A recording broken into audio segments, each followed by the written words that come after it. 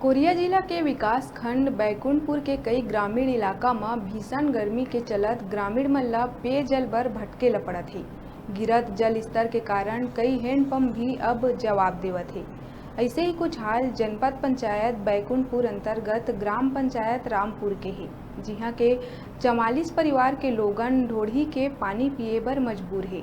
ग्राम पंचायत के ठाकुरपारा में एक हैंडपंप तो है, लेकिन बहुत टाइम चलाए में 2-4 बाल्टी पानी ही निकलत है, जेकर बाद ओमा भी पानी निकलना बंद हो जाते, जेकर चलत मोहल्ला में 44 परिवार के लोगन एक ढोढ़ी के पानी ले अपन प्यास बुझाते। महिला मन बताइस के पानी के समस्या हमेशा ले ही बने रही। ग्राम पंचायत के जनप्रतिनिधि ले पानी के समस्या ला दूर करे बर कई बार गुहार लगा चुके हैं, लेकिन पंचायत भी ये कति ध्यान नहीं देवत है। बीते 3 महीना पहली क्षेत्रीय विधायक अंबिका सिंह देव भी गांव में पहुंचे रही, तब ग्रामीण मन द्वारा पेयजल समस्या के संबंध में अवगत कराए गए रही। तब विधायक तत्काल सुधार कराए जाए के बात कहिस, लेकिन आज तक पेयजल समस्या ले निजात नहीं मिल सकिस। लोग को पानी का समस्या हो रहा है सर। पानी नाला छोटा सा ढोढ़ी है, उसमें से चढ़ा के पानी पीते हैं।